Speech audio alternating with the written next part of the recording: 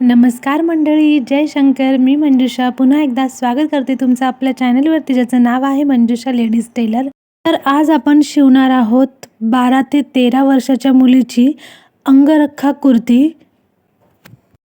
तर मागच्या व्हिडिओमध्ये आपण ह्या कुर्तीची कटिंग कशी करतात ते आपण बघितलेलं आहे. तर तुम्हाला कटिंगचा व्हिडिओ हवा असेल तर तो आपल्या चॅनलवरती अवेलेबल आहे, नक्कीच जाऊन तुम्ही बघू शकता. आता आपण स्टिचिंगचा व्हिडिओ बघणार आहेत. तर सर्वात अगोदर आपण इथे जे काही फ्रंट पार्ट कापला होता, आपण आता 2 पार्टमध्ये आपण ही जी अंगरखा कुर्ती आहे, तर घेरसाठी वेगळा पार्ट कापला होता आणि वरचा टॉपसाठी वेगळा पार्ट कापला होता. तर तो आपण इथे अगोदर वरचा पार्ट आपण इथे तयार करून घेणार आहोत. तर मी सर्वात अगोदर इथे जो बॅक पार्ट आहे तो इथे घेतलेला आहे. आता तुम्हाला मी सांगितलंच होतं की आपल्याला इथे बॅक साईडला चेन लावायची आहे. त्यासाठी मी एक 5 ते 6 इंचावर एक कट मारून घेतला आहे. जी छोटी चेन असते आपली, तर ती चेन लावण्यासाठी आपल्याला जेवढा स्पेस लागणार आहे तर तेवढा कट मी इथे मारून घेतला आहे. आता आपण याला स्टिच करून घेऊ. गळा पलटी मारूनच आपल्याला शिवायचा आहे, तर एक दाबाचा अंतर सोडून आपण त्याला स्टिच करून घेणार आहोत. व्हिडिओत दाखवल्याप्रमाणे आपण पूर्ण पार्ट आपला बॅक पार्ट तयार करून घ्यायचा आहे. गळा पलटी मारून त्यानंतर चारी कोणे आपले जे पूर्ण बाजू आहे त्याला स्टिच करून, तर अशा प्रकारे आपण व्यवस्थित बॅक पार्ट तयार करून घ्यायचा आहे.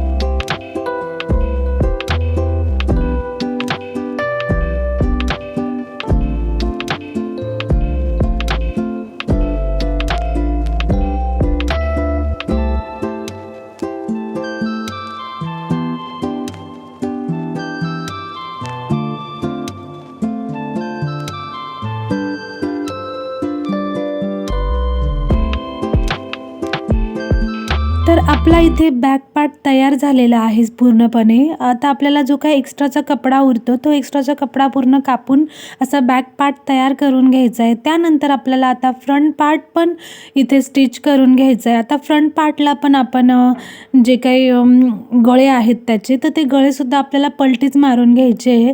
तर गळा टाकताना काय करायचं की आपले जे काही कपडा आहे तो समोरासमोर, आता पुढच्या पार्टचे 2 अंगरखा असल्यामुळे 2 पार्ट इथे निघतात, तर त्यामुळे ना समोरासमोर व्यवस्थित ठेवून त्याच्यावरती आपल्याला जे पुढचे गळे आहेत ते पलटी मारून घ्यायचे व्यवस्थित.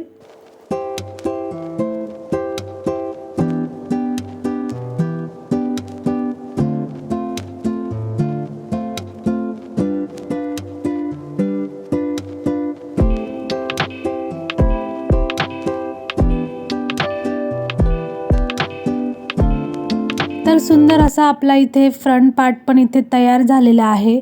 आता इथे मला लेस लावायची आहे गळ्याला, तर त्यामुळे मी सर्वात अगोदर इथे लेस लावून घेणार आहे. तुम्ही लेस नाही लावायची किंवा साधी लेस लावायची, तुम्ही तुमच्या हिशोबाने लेस वगैरे नाही पण लावली तरी चालणार आहे, पण कस्टमरची डिमांड असल्यामुळे मला इथे लेस लावावी लागली आहे. तर मी सुंदर अशी लेस आणली आहे आणि ती मस्तपैकी आता आपल्या गळ्याला मी लावणार आहे. तर सर्वात अगोदर एका साईडनी ती पूर्णपणे लेस लावून घ्यायची. आता जो साईड वरती येणार आहे अंगरखाचा, तर त्या साईडला पूर्ण शेवटपर्यंत टोकापर्यंत ती लेस लावायची आहे आणि जो दुसरा मध्ये आतमध्ये जाणार आहे म्हणजे अर्धाच येणार आहे, तर तिथे अर्धीच लेस लावायची आहे. तर बघा अशी लेस मी व्यवस्थित लावून घेतली आहे. आता काय करायचं की आता आपल्याला जो हा पार्ट आहे, 2 पार्ट आहे, त्यांचं व्यवस्थित मधोमध जो गळाचा शेप आहे दोन्ही एकसारखे ठेवून आपल्याला जो इथे गळ्यापासून खाली अंगरखाची जी डिझाईन आली आहे तिथपर्यंत आपल्याला व्यवस्थित हळूवार एक स्टिच मारून घ्यायची आहे, म्हणजे एक शिलाई मारून घ्यायची आहे, जेणेकरून जो पुढचा पार्ट आहे ना तो हलत नाही आणि तो फ्रंट पार्ट एकदम व्यवस्थित तयार होतो. कपडा इकडे तिकडे हलणार पण नाही आणि व्यवस्थित तो फिट पण बसेल आणि गोळा पण होणार नाही त्यामुळे. आणि मग काय करायचं, दुसऱ्या साईडनी पण आपण जिथून एक आपले जे मुंडा आहे तर त्या मुंड्याच्या साईडला सुद्धा आपल्याला तिथे स्टिच करून घ्यायचं आहे. आता इकडून एकाच साईडनी केलं तरी चालणार आहे, दुसऱ्या साईडला तर आपण ती अंगरखाची शिलाई मारलेलीच आहे त्यामुळे काही हरकत नाही आहे. तर एकाच साईडनी आपल्याला तेवढी शिलाई मारायची आहे. त्यानंतर आता आपल्याला जे काय अस्तर आपण घेतलं होतं अस्तर, तर त्याच्या मी 2च चुन्या टाकल्या आहे, कारण मी तुम्हाला म्हटलं होतं की अस्तर थोडं घेतलं तरी चालतं, काहीच हरकत नाही. पण थोडं म्हणजे एकदम कट टू कट पण नाही घ्यायचं आहे. आपल्याला कमीत कमी 2-3 चुन्या पडतील इतकं अस्तर आपल्याला तिथे घ्यायचं आहे. तर ते अस्तर मी अगोदरच आपल्या कमरेचं फ्रंट पार्टचा जो कमरेचा भाग आहे तेवढं माप मोजून अस्तर बरोबर त्याप्रमाणे मी त्याचे चुन्या टाकून घेतल्या आहे. आता आपल्याला जो मेन पार्ट आहे साडीचा, जो आपल्याला खाली घेरवाला जो पार्ट आहे तर त्याच्या आपल्याला चुन्या टाकायच्या आहे. तर अस्तर असतं तर त्या अस्तरवर जेवढं आपण माप घेतलेलं आहे तर ते पूर्ण अस्तर अगोदर आपण त्याच्यावर माप घेतलेलं असतं, तर त्याप्रमाणेच आपल्याला त्याच्यावर चुन्या टाकायच्या आहे बारीक बारीक बरोबर. आणि तेवढा बरोबर आपल्याला जेवढं पुरेल तिथपर्यंत त्या चुन्या टाकायच्या व्यवस्थित. आता पूर्णपणे ह्या चुन्या टाकून झालेल्या आहे. आपला फ्रंट पार्टला सुद्धा मी त्या चुन्यांचा भाग करून घेतला आहे आणि बॅक पार्टचा पण चुन्यांचा भाग करून घेतलेला आहे. आता इथे आपल्याला काय करायचं आहे की जे आहे खालचा जो भाग आहे आपला चुन्यांचा, तर तो चुन्यांचा भाग आपल्याला व्यवस्थित त्याच्यावरती स्टिच करून घ्यायचा आहे.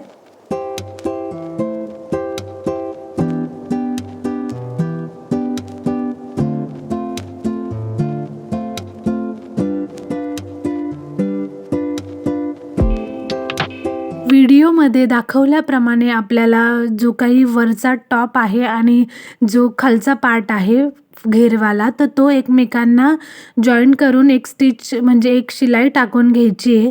त्यानंतर जो काही चुन्या आहे त्या चुन्या व्यवस्थित खाली ओढत ओढत एक दाबटीप टाकून घ्यायची आहे.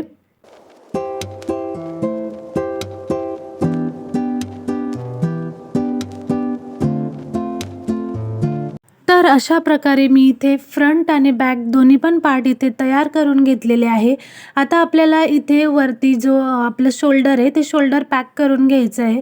तर वरती आपल्याला इथे शोल्डर पॅक करताना फक्त अर्धा इंच शोल्डर आपल्याला इथे पॅक करायचं आहे. तर अशा प्रकारे मी इथे शोल्डर पण पॅक करून घेतलेलं आहे. आता आपण सर्वात अगोदर टॉपला चेन लावणार आहे बॅक साईडला. तुम्ही हुक पण लावू शकता, काहीच हरकत नाही आहे. हुक लावले तरी चालणार आहे. फक्त जेव्हा हुक लावायचं असेल त्यावेळेस इथे जो आपण 5 ते 6 इंचावर मी मोठा कट मारला होता, तर त्याऐवजी तुम्ही फक्त 2 ते 3 इंचावरती कट मारून तर त्याला मग तुम्ही हुक लावू शकतात किंवा बटन तुम्हाला जसं आवडेल तसं त्याप्रमाणे तुम्ही लावू शकता. आता इथे मी व्यवस्थित चेन पण पॅक करून घेतली आहे. आता हा टॉप आहे किंवा ही कुर्ती आहे ती फक्त स्लीवलेस होती, तिला बाह्या नाही लावायच्या आहे.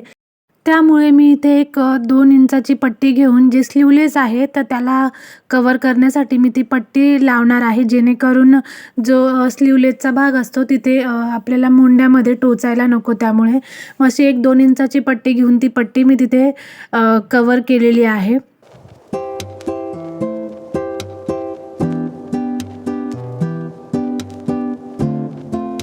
आता व्यवस्थित आपण गळ्याला जशी पट्टी लावतो तशी पट्टी मी इथे स्लीवलेसला लावून घेतलेली आहे, जेणेकरून काय होतं की जे आपला मुंडा असतो त्या मुंड्यामध्ये जी साडीचा दोरे वगैरे ते दोरे पण निघत नाही आणि टोचत पण नाही. तर त्यामुळे मी इथे व्यवस्थित पट्टी तयार करून घेतली आहे. आता आपण इथे फिटिंगच्या टिपा टाकणार आहोत.